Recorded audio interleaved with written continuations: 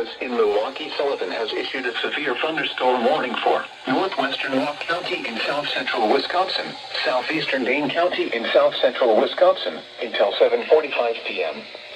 At 7:15 p.m., a severe thunderstorm was located near Evansville, moving northeast at 30 miles per hour. Hazard, quarter-size hail. Source, radar indicated.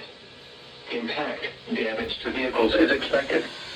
Locations impacted include Milton, Edgerton, Evansville, Lake Koshkonong, Fulton, Albion, Indianford, and Cooksville. For your protection, move to an interior room on the lowest floor of a building.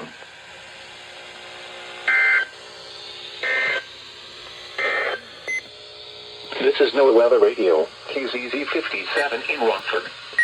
Severe weather is occurring or forecast to occur in our listening area.